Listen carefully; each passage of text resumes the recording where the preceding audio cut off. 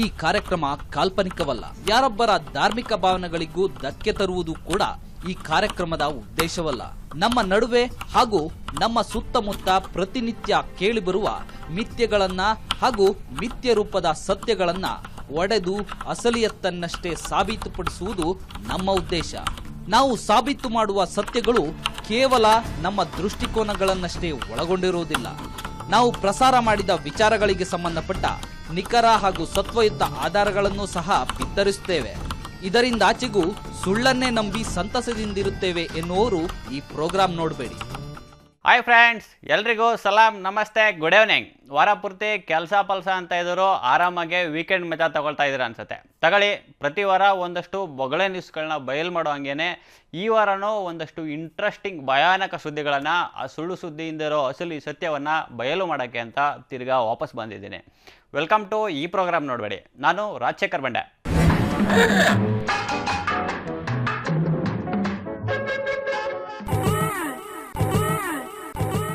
ಶಾರುಖ್ ಖಾನ್ ನೋಡೋಕ್ಕೆ ಸಖತ್ತಾಗಿರೋ, ಸೂಪರಾಗಿ ಆ್ಯಕ್ಟಿಂಗ್ ಮಾಡೋ, ಸಿಕ್ಕಾಪಟ್ಟೆ ಸಂಭಾವನೆಯನ್ನು ತಗೊಳ್ಳೋ ಬಾಲಿವುಡ್ನ ಕಿಂಗ್ ಖಾನ್ ಅಂತಲೇ ಫೇಮಸ್ಸು.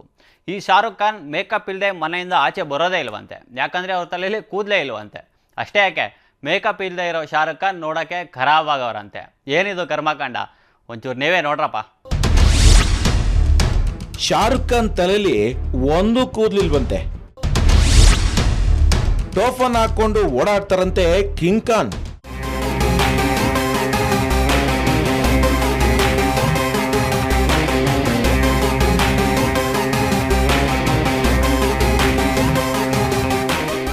ಶಾರುಖ್ ಖಾನ್ ಬಗ್ಗೆ ಯಾರು ತಾನೇ ಗೊತ್ತಿಲ್ಲ ಹೇಳಿ. ಆಡೋ ಹೈಕ್ಲನ್ನ ನಿನಗೆ ಶಾರುಖ್ ಖಾನ್ ಗೊತ್ತಿಲ್ಲ ಮಗ ಅಂದ್ರೆ, ಡಾನ್ ಕೋ ಪಕಡ್ನಾ ಇತ್ನಾ ಮುಷ್ಕಿಲ್ ನಹಿ ಹೇ, ನಾ ಮುಮ್ಕಿನ್ ಹೇ ಅಂತ ಡೈಲಾಗ್ ಹೊಡಿತಾರೆ. ಇಡೀ ದೇಶ ತುಂಬಾ ಶಾರುಖ್ ಖಾನ್ಗೆ ಫ್ಯಾನ್ಗಳವ್ರೆ.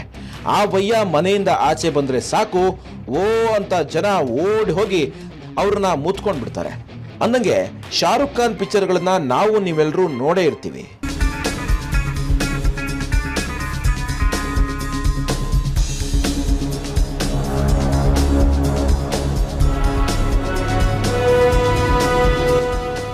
ಈ ಹೊಟ್ಟೆ ಉರಿ ತಡ್ಕೊಳಕ್ಕಾಗದೆ ಇರೋ ಒಂದಷ್ಟು ಜನ ಶಾರುಖ್ ಖಾನ್ ಮೇಲೆ ಒಂದು ಸುಳ್ಳು ಸುದ್ದಿ ಹಬ್ಬಿಸ್ಬಿಟ್ಟಿದ್ರು. ಇದನ್ನ ಜನ ಸೀರಿಯಸ್ ಆಗೂ ತಗೊಂಡ್ಬಿಟ್ಟಿದ್ರು.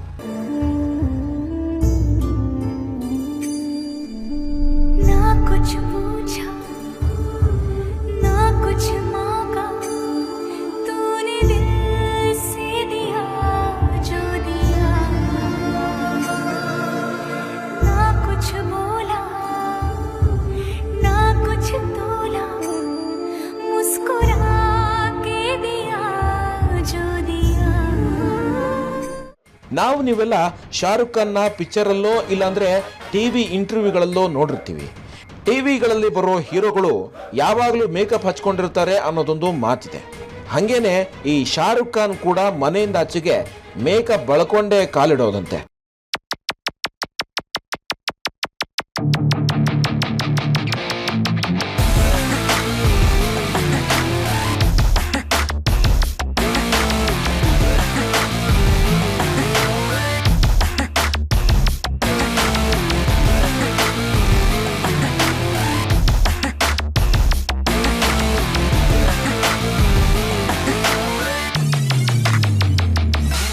ಆ ವಯ್ಯನ್ ತಲೆಯಲ್ಲಿ ಕೂದಲೇ ಇಲ್ಲ, ಆತ ನೋಡೋಕ್ಕೂ ವಿಕಾರವಾಗೋನೆ ಅನ್ನೋ ಒಂದೆರಡು ಫೋಟೋಗಳು ಸೋಷಿಯಲ್ ಮೀಡಿಯಾಗಳಲ್ಲಿ ಓಡಾಡ್ತಾ ಇದ್ದು, ಅಂದಂಗೆ ನೀವು ಒಂದ್ಸಲ ಈ ಫೋಟೋಗಳನ್ನ ನೋಡ್ಕೊಂಡು ಬರೋದು ಒಳ್ಳೆಯದು.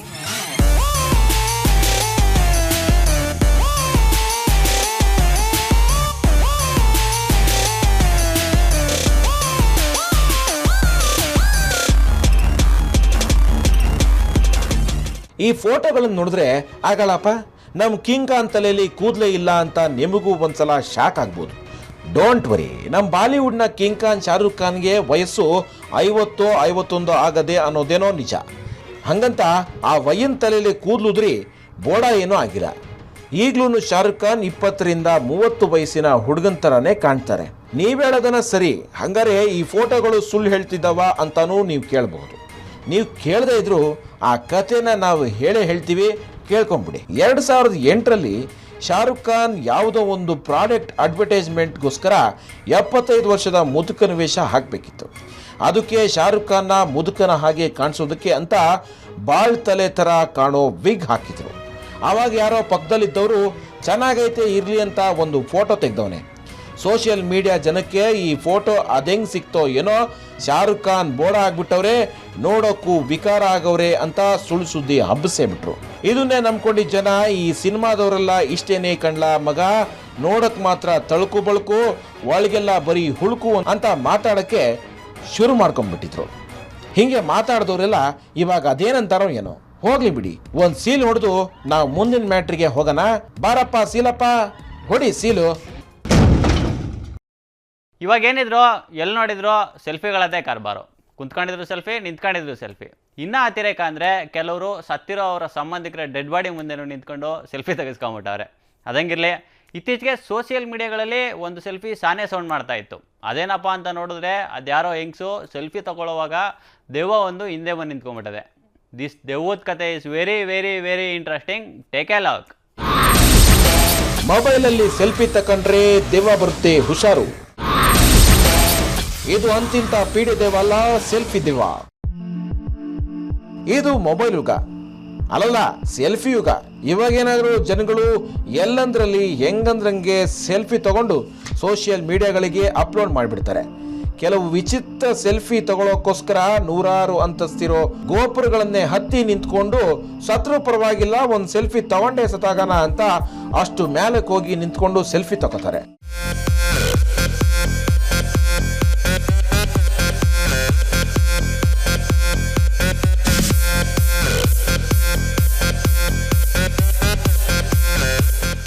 ಇಂಥ ಸೆಲ್ಫಿಗಳ ಮಧ್ಯೆ ಇತ್ತೀಚೆಗೆ ಒಂದು ಸೆಲ್ಫಿ ಸೋಷಿಯಲ್ ಮೀಡಿಯಾಗಳಲ್ಲಿ ಸಿಕ್ಕಾಪಟ್ಟೆ ವೈರಲ್ ಆಗಿಬಿಟ್ಟಿತ್ತು.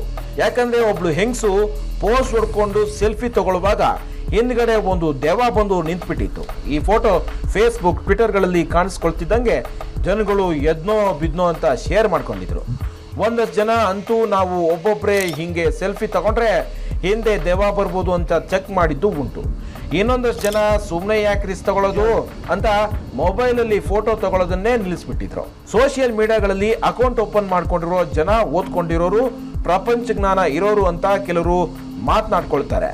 ಆದರೆ ಇಂಥ ಫೋಟೋಗಳನ್ನು ಶೇರ್ ಮಾಡ್ಕೊಂಡವ್ರನ್ನ ನೋಡಿದ್ರೆ ಫೇಸ್ಬುಕ್, ವಾಟ್ಸಪ್ ಯೂಸ್ ಮಾಡೋ ಜನಗಳನ್ನ ಯಾರು ತಾನೇ ಬುದ್ಧಿವಂತರು ಅಂತಾರೆ ಹೇಳಿ. ಬಿಡಿ, ಇವೆಲ್ಲ ಹೇಳಿ ನಾವು ಕಾಂಟ್ರವರ್ಸಿ ಮಾಡ್ಕೊಳ್ಳೋದು ಬೇಡ. ನಾವು ಈ ಫೋಟೋ ಹಿಂದಿರೋ ಆ್ಯಕ್ಚುಯಲ್ ಫ್ಯಾಕ್ಟ್ ಏನು ಅಂತ ಹುಡ್ಕೊಂಡು ಹೊಂಟಾಗ ನಮಗೆ ಒಂದು ವಿಡಿಯೋ ಸಿಕ್ತು. ಅದೇನಂತ ನೀವೇ ನೋಡ್ಕೊಂಡು ಬಂದ್ಬಿಡಿ.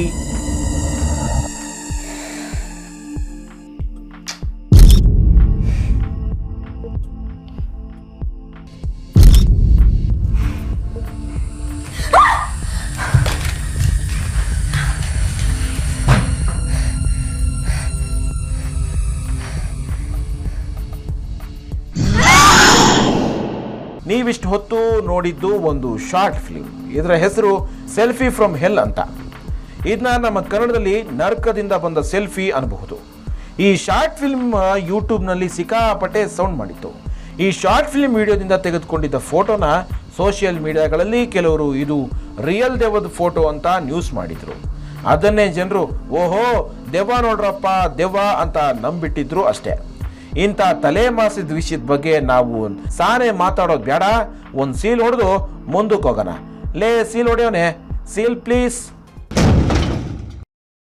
ನೋಡಿದ್ರಲ್ಲ, ಹುಣಸೆ ಮರದ ದೇವ, ನುಗ್ಗೆಕಾಯಿ ಮರದ ದೇವ, ಕೊಳ್ಳಿ ದೇವನೆಲ್ಲ ನೋಡಿ ಬೋರ್ ಹೊಡೆದಿರೋ ಜನಕ್ಕೆ ಸೆಲ್ಫಿ ದೇವ ನೋಡಿ ಸಮಾಧಾನ ಆಗದೆ ಅಂದ್ಕೊಳ್ಳೋಣ. ಸದ್ಯಕ್ಕೆ ಒಂದು ಬ್ರೇಕ್ ತಗೊಂಡ್ಬಿಡ್ತೀನಿ. Break place. ಗುರ್ಮೆಹರ್ ಕೌರ್ ಅನ್ನೋ ಹುಡುಗಿ ಹೆಸರು ಇತ್ತೀಚೆಗೆ ಸೋಷಿಯಲ್ ಮೀಡಿಯಾ ಸೇರಿದಂಗೆ ಇಡೀ ದೇಶದಾದ್ಯಂತ ಸಿಕ್ಕಾಪಟ್ಟೆ ಕೇಳಿಬಂದಿತ್ತು. ಆರ್ಮಿಯಲ್ಲಿ ಕೆಲಸ ಮಾಡ್ತಾ ಇದ್ದ ತನ್ನ ತಂದೆ ಸತ್ತದ್ದು ಪಾಕಿಸ್ತಾನದಿಂದ ಅಲ್ಲ, ಯುದ್ಧದಿಂದ ಅಂತ ಹೇಳೋ ಮೂಲಕ ಯುದ್ಧದಿಂದ ಆಗೋ ದುರಂತಗಳನ್ನು ಸಾರಿ ಹೇಳಿದ್ದ ಹುಡುಗಿ ಆಕೆ. ಆದರೆ ಇದೆಲ್ಲನೂ ನಡೀತಾ ಇದ್ದಂಗೆ ಗ್ಯಾಪಲ್ಲೇ ಗುರ್ಮೆಹರ್ ಕೌರ್ ಮೇಲೆ ಒಂದು ಆಪಾದನೆ ಉಟ್ಕೊಂಡಿತ್ತು. ಹಾಗಾದರೆ ಆ ಆಪಾದನೆ ಏನು, ಅದು ನಿಜಾನೋ ಸುಳ್ಳು ಅನ್ನೋದನ್ನ ನೀವೇ ಕಣ್ಣಾರ ನೋಡ್ಕೊಂಬಂದ್ಬಿಡಿ. ಯುದ್ಧ ಬೇಡ ಅಂದ ಸೈನಿಕರ ಮಗಳು ಎಣ್ಣೆ ಹೊಡಿತಾಳಂತೆ. ಗುರ್ಮೆಹರ್ ಕೌರ್ ಕುಡಿದು ಡ್ಯಾನ್ಸ್ ಮಾಡಿದ್ದು ನಿಜಾನಾ?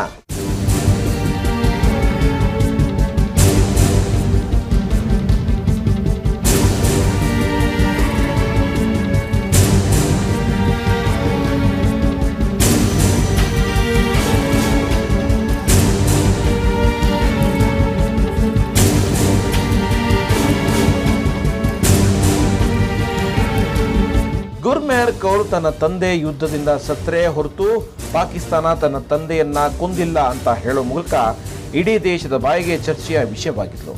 ತಂದೆಯನ್ನ ಕಳೆದುಕೊಂಡಿದ್ದ ಗುರ್ಮೆಹರ್ ಈ ಮೂಲಕ ದೇಶಕ್ಕೆ ಯುದ್ಧದಿಂದಾಗೋ ದುರಂತಗಳ ಬಗ್ಗೆ ಹೇಳಿ ಸಂಘ ಪರಿವಾರಗಳ ವಿರೋಧಕ್ಕೂ ತುತ್ತಾಗಿತ್ತು.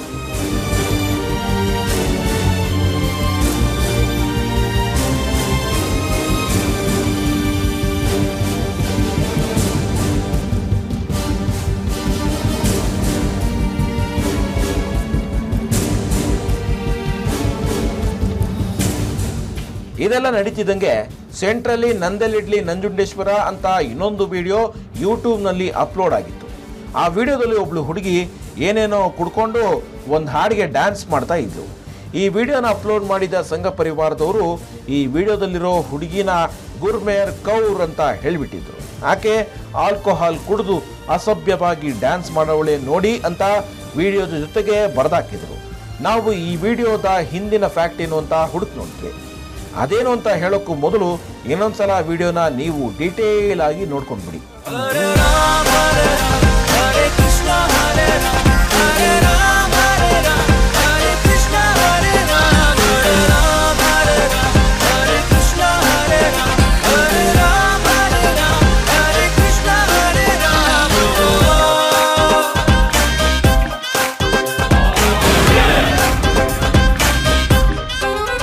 ಪಾಯಿಂಟ್ ನಂಬರ್ 1, ಈ ವಿಡಿಯೋದಲ್ಲಿರೋ ಹುಡುಗಿ ಗುರ್ಮೆಹರ್ ಕೌರ್ ಅಷ್ಟೇ ವಯಸ್ಸಿನ ಹುಡುಗಿನೇ ಹೊರತು ಆಕೆ 100% ಗುರ್ಮೆಹರ್ ಕೌರ್ ಅಲ್ಲ.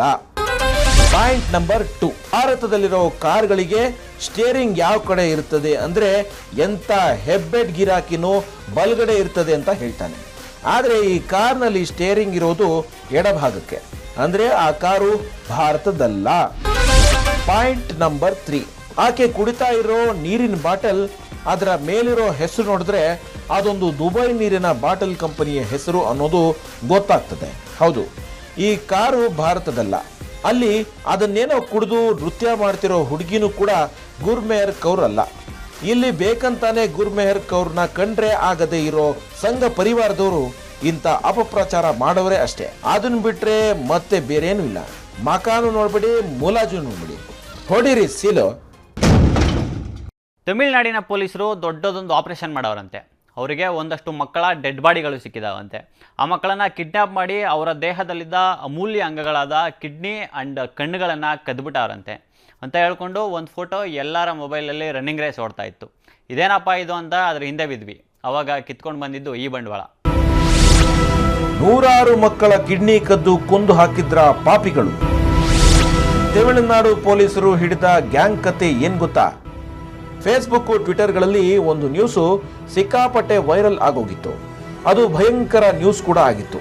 ಅದೇನೆಂದ್ರೆ 100 ಮಕ್ಕಳನ್ನ ಯಾರೋ ಕಿಡ್ನಾಪ್ ಮಾಡಿ ಅವರ ಕಿಡ್ನಿ ಮತ್ತು ಕಣ್ಣುಗಳನ್ನ ಕಿತ್ತು ಆ ಮಕ್ಕಳ ಡೆಡ್ ಬಾಡಿಗಳನ್ನ ಒಂದು ಕಂಟೈನರ್ನಲ್ಲಿ ತುಂಬಿಟ್ಟಿದ್ರಂತೆ.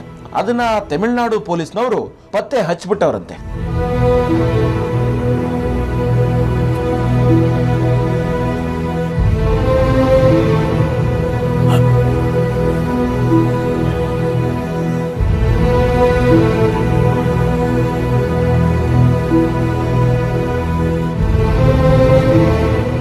ಈ ಫೋಟೋಗಳನ್ನು ನೋಡಿದ್ರೆ ಎಂತವ್ರಿಗೂ ಒಂದು ನಿಮಿಷ ಶಾಕ್ ಆಗದೆ ಇರೋದಿಲ್ಲ. ಯಾಕಂದ್ರೆ ಇಲ್ಲಿರೋ ಡೆಡ್ ಬಾಡಿಗಳು ಇನ್ನೂ ಆಟ ಆಡೋ ವಯಸ್ಸಿನ ಮಕ್ಕಳ ಡೆಡ್ ಬಾಡಿಗಳು.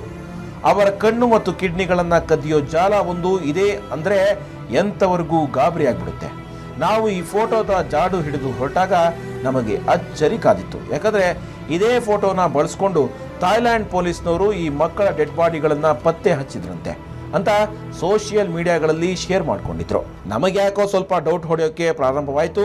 ಅದೆಂಗಪ್ಪ ಅದೇ ಮಕ್ಕಳನ್ನ ಥಾಯ್ಲ್ಯಾಂಡ್ ಮತ್ತೆ ತಮಿಳುನಾಡು ಪೊಲೀಸ್ನವರು ಒಂದೇ ಸಲಕ್ಕೆ ಪತ್ತೆ ಹಚ್ಚಿದ್ರು ಅಂತ ಇಲ್ಲೇನೋ ಸಖತ್ತಾಗಿ ಮಿಸ್ಟೇಕ್ ಹೊಡೆದಿದೆ ಅಂತ ನಾವು ಫೋಟೋದ ಮೂಲ ಹುಡುಕಿ ಹೊರಟಾಗ ನಿಜ ಏನು ಅಂತ ಗೊತ್ತಾಯ್ತು. ಆಕ್ಚುಲಿ ಈ ಫೋಟೋ ಕಿಡ್ನಾಪ್ ಆಗಿ ಅಂಗಾಂಗಗಳನ್ನ ಕಳೆದುಕೊಂಡ ಮಕ್ಕಳ ಡೆಡ್ ಬಾಡಿಗಳದ್ದು ಅಲ್ವೇ ಅಲ್ಲ.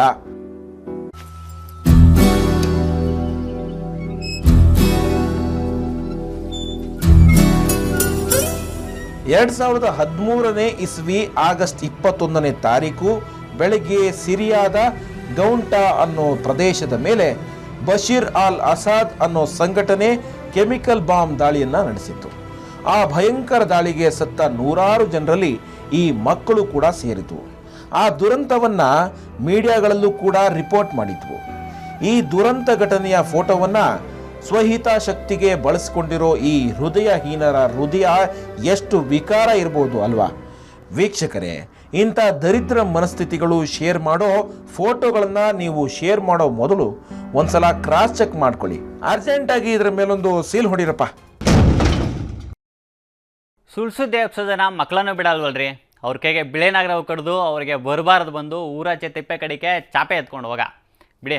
ಇಂಥ ಮತ್ತಷ್ಟು ಸುಳ್ಸುದ್ದಿಗಳ ಚಡ್ಡಿ ಉದ್ರಿಸೋಕೆ ಇದೆ.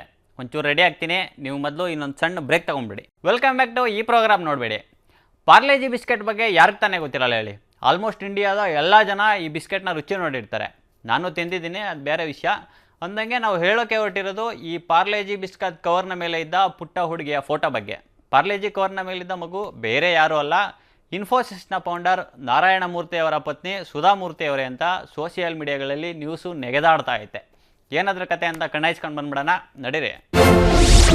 Parle-G biscuit cover ಮೇಲಿರೋದು Infosys Narayana Murthy ವೈಫಾ? ಚಿಕ್ಕ ವಯಸ್ಸಿನಲ್ಲೇ ಮಾಡ್ಲಿಂಗ್ ಮಾಡ್ತಿದ್ರ ನಮ್ಮ ಸುಧಾ ಮೂರ್ತಿ ಮೇಡಮು?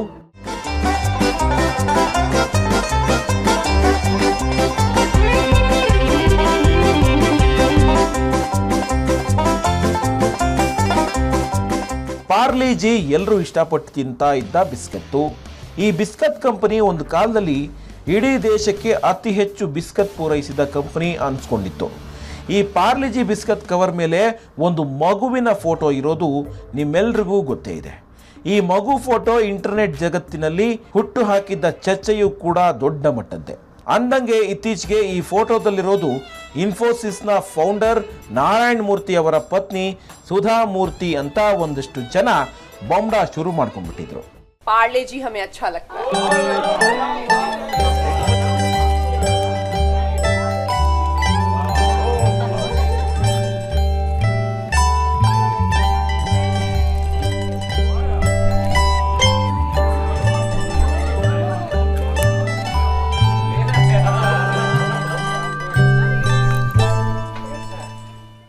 ಸುಧಾ ಮೂರ್ತಿ ಅವರು ಚಿಕ್ಕವರಿದ್ದಾಗ ಮಾಡೆಲ್ ಆಗಿದ್ರಂತೆ.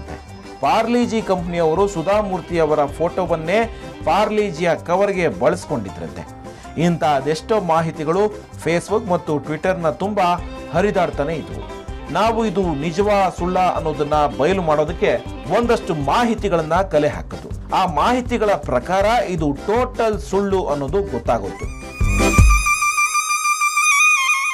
ಪಾರ್ಲಿಜಿ ಕಂಪನಿ ಸುಧಾ ಮೂರ್ತಿ ಅವರ ಬಾಲ್ಯದ ಫೋಟೋವನ್ನ ತನ್ನ ಕವರ್ನಲ್ಲಿ ಬಳಸಿಕೊಂಡಿರೋದಕ್ಕೆ ಎಲ್ಲೂ ಕೂಡ ಆಧಾರ ಇಲ್ಲ. ಇನ್ನು ಸ್ವಲ್ಪ ಡೀಪ್ ಆಗಿ ಹೇಳೋದಾದ್ರೆ, ನಾವು ಆ ಮಗುವಿನ ಫೋಟೋಗೆ ಅಂತ ಹುಡುಕಾಡಿದಾಗ ಆ ಫೋಟೋದಲ್ಲಿರೋ ಮಗು ಅಸಲಿಗೆ ಭೂಮಿ ಮೇಲೆ ಇಲ್ಲವೇ ಇಲ್ಲ ಅನ್ನೋದು ಗೊತ್ತಾಗೋಯ್ತು. ವಿಷಯ ಏನಂದ್ರೆ, ಪಾರ್ಲೆ ಪ್ರಾಡಕ್ಟ್ನ ಇಂಡಿಯನ್ ಗ್ರೂಪ್ ಮ್ಯಾನೇಜರ್ ಆಗಿರೋ ಮಾಯಾಂಕ್ ಶಾ ಅವರೇ ಹೇಳಿರೋ ಪ್ರಕಾರ ಪಾರ್ಲಿಜಿ ಕವರ್ ಮೇಲಿರೋ ಮಗುವಿನ ಚಿತ್ರವನ್ನ ಬಿಡಿಸಿರೋದು ಮಗನ್ ಲಾಲ್ ದಯ್ಯಾ ಅನ್ನೊಬ್ಬ ಆರ್ಟಿಸ್ಟ್. ಆದ್ರೆ ಜನ ಏನೋ ಸಿಗ್ದವ್ರಂಗೆ ಸುಧಾ ಮೂರ್ತಿ ಅವರನ್ನ ತಂದು ಇಲ್ಲಿ ಅಂಟಾಕ್ಬಿಟ್ಟಿದ್ರು. ನೋಡಿದ್ರಲ್ಲ, ಒಂದು ಮಗುವಿನ ಫೋಟೋ ಇಟ್ಕೊಂಡು ಜನ ಹೆಂಗೆಲ್ಲ ದಾರಿ ತಪ್ಪಿಸ್ತಾರೆ. ನಮಗ್ ಗೊತ್ತು ನೀವಿದನ್ನ ಶೇರ್ ಮಾಡಿರ್ತೀರಾ ಅಂತ. ಹೋಗ್ಲಿ ಬಿಡಿ, ಇನ್ಯಾಕ್ ತಡ, ಹೊಡೆಯಪ್ಪ ಸಿಲು. ಪಾಕಿಸ್ತಾನಕ್ಕೂ ಭಾರತಕ್ಕೂ ಮಧ್ಯೆ ಇವಾಗಲೇ ಬೆಂಕಿ ಹತ್ಕೊಂಡು ದಗ ಅಂತ ಉರಿತಾ ಇದೆ. ಇಂಥದ್ರಲ್ಲಿ ಕೆಲವರು ಮುಖ ಇಲ್ಲದೆ ಇರೋ ವ್ಯಕ್ತಿಗಳು ಈ ಎರಡೂ ದೇಶದ ಮಧ್ಯೆ ಉರಿಯೋ ಬೆಂಕಿಗೆ ಪೆಟ್ರೋಲ್ ಸುರಿಯೋ ಕೆಲಸ ಮಾಡ್ತಾ ಇದ್ದಾರೆ. ಈ ಕಿರಾತಕರು ಹೊರಡಿಸ್ತಾ ಇರೋ ಸುಳ್ಸುದ್ದಿ ಎಂಥದ್ದು ಅನ್ನೋದನ್ನ ನೀವೇ ಒಂದ್ಸಲ ನೋಡ್ಬಿಟ್ಟು ಮಕ್ಕಗುದ್ ಬಿಡ್ರಪ್ಪ. ಪಾಕಿಸ್ತಾನದಲ್ಲಿ ಮೋದಿಗೆ ಜೈಕಾರ ಹಾಕಿದವನನ್ನ ಕೊಂದು ಹಾಕಿದ್ರಂತೆ. ಬೈಕಿ ಕಟ್ಟಿ ಎಳೆದಾಡಿದ ಪಾಕಿಸ್ತಾನ್ ಮೋದಿ ಭಕ್ತನ ಸ್ಟೋರಿ ಕತೆ ಎಂಥದ್ದು. ಕೆಲವರು ಹೆಂಗೆ ಅಂದ್ರೆ, ತಮ್ಮ ವೈಯಕ್ತಿಕ ಬೇಳೆಗಳನ್ನ ಹದವಾಗಿ ಬೇಯಿಸ್ಕೊಳ್ಳೋಕೆ ಅಂತ ಮಣ್ಣು ತಿನ್ನೋ ಕೆಲಸ ಬೇಕಾದರೂ ಮಾಡ್ತಾರೆ. ಅಂಥದ್ದೇ ಒಂದು ವಿಷಯವನ್ನ ನಾವಿವತ್ತು ಹೇಳ್ತೀವಿ ಕೇಳಿ. ಇತ್ತೀಚೆಗೆ ಫೇಸ್ಬುಕ್ ಟ್ವಿಟರ್ಗಳಲ್ಲಿ ಒಂದು ಭಯಂಕರ ಫೋಟೋ ಓಡಾಡ್ತಾ ಇತ್ತು. ಆ ಫೋಟೋದ ತಳಬುಡ ಹುಡುಕಾಡಿ ಆ ಫೋಟೋ ಸೋಷಿಯಲ್ ಮೀಡಿಯಾದಲ್ಲಿ ಸೃಷ್ಟಿಸಿದ ಅಧ್ವಾನ ಎಂಥದ್ದು ಅಂತ ಹೇಳೋಕ್ಕೂ ಮೊದಲು ನೀವೊಂದ್ಸಲ ಆ ಫೋಟೋನ ನೋಡ್ಕೊಂಡು ಬಂದ್ಬಿಡಿ.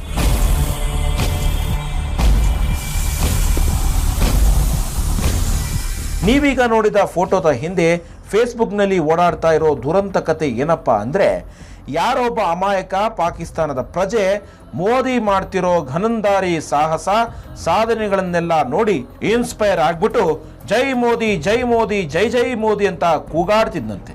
ಇದನ್ನ ನೋಡಿರೋ ಪಾಕಿಸ್ತಾನದ ಪೊಲೀಸ್ನವರು ಇವನು ದೇಶದ್ರೋಹಿ ಇರಬಹುದು ಅಂತ ಹಿಡ್ಕೊಂಡು ಬೈಕ್ಗೆ ಕಟ್ಬಿಟ್ಟು ಬೀದಿಲಿ ಎಳೆದಾಡ್ಬಿಟ್ರಂತೆ.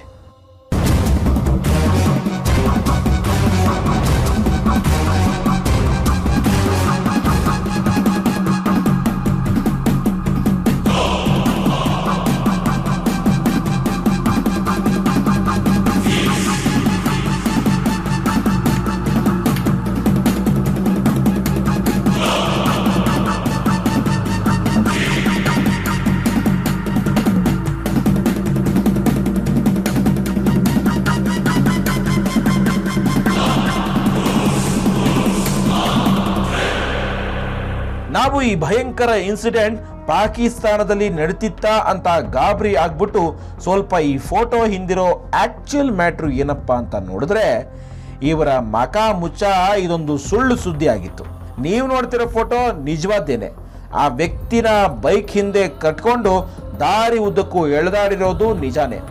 ಆದರೆ ಈ ಇನ್ಸಿಡೆಂಟ್ಗೂ ಪಾಕಿಸ್ತಾನಕ್ಕೂ ನಮ್ಮ ದೇಶದ ಪ್ರಧಾನಿ ಮೋದಿ ಅವರಿಗೂ ಯಾವ ಸಂಬಂಧನೂ ಇಲ್ಲ.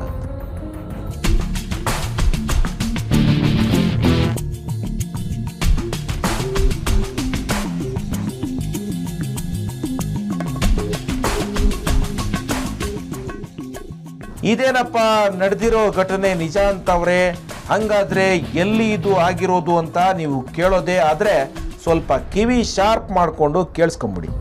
ಈ ಘಟನೆ ನಡೆದಿರೋದು ಪ್ಯಾಲೆಸ್ತೇನ್ ದೇಶದಲ್ಲಿ. ಪ್ಯಾಲೆಸ್ತೇನ್ಗೂ ಇಸ್ರೇಲ್ಗೂ ತುಂಬಾ ವರ್ಷದಿಂದ ಜಿದ್ದಾಜಿದ್ದಿ ನಡೀತಾ ಇದೆ. ಪ್ಯಾಲೆಸ್ತೇನ್ ವ್ಯಕ್ತಿಯೊಬ್ಬ ಇಸ್ರೇಲ್ನ ಜೊತೆಗೆ ಸಂಬಂಧ ಇಟ್ಕೊಂಡು ಇಲ್ಲಿನ ಮಾಹಿತಿಗಳನ್ನೆಲ್ಲ ಲೀಕ್ ಮಾಡ್ತಾವನೆ ಅಂತ ವ್ಯಕ್ತಿನ ಶೂಟ್ ಮಾಡಿ ಸಾಯಿಸವ್ರೆ.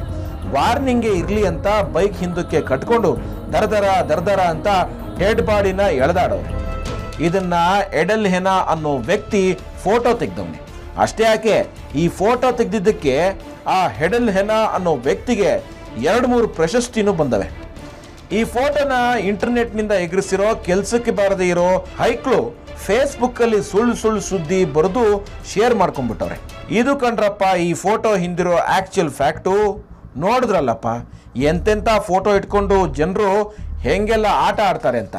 ಅಕಸ್ಮಾತ್ ನಿಮಗೂ ಏನಾದರೂ ಇಂಥ ಫೋಟೋಗಳು ಬಂದರೆ ಅದನ್ನು ಶೇರ್ ಮಾಡೋಕ್ಕೂ ಮೊದಲು ಒಂದ್ಸಲ ಹಿಂದೆ ಮುಂದೆ ನೋಡಿ ಅದು ನಿಜಾನೋ ಸುಳ್ಳು ಅಂತ ಕನ್ಫರ್ಮ್ ಮಾಡ್ಕೊಳ್ರಪ್ಪ. ಲೋ ಹೊಡಿಯಪ್ಪ ಸೀಲು. ನೋಡಿದ್ರಲ್ಲ ವೀಕ್ಷಕರೇ, ನಮ್ಮ ದೇಶದಲ್ಲಿ ಎಂತೆಂಥ ಸುಳ್ಳು ಸುದ್ದಿಗಳು ನಮ್ಮನ್ನು ಕಂಟಿನ್ಯೂಸ್ ಆಗಿ ಮೋಸ ಮಾಡ್ತವೆ ಅನ್ನೋದನ್ನು. ಇಂಥ ಇನ್ನೊಂದಷ್ಟು ಸುಳ್ಳು ಸುದ್ದಿಗಳನ್ನು ಬೇಟೆಯಾಡಿಕೊಂಡು ಮುಂದಿನ ವಾರ ಮತ್ತೆ ಬರ್ತೀನಿ. ಅಲ್ಲಿವರೆಗೂ take care and B sure. ಸುದ್ದಿ ಟಿವಿ ನಾವು ಸುಳ್ಳು ಹೇಳಲ್ಲ.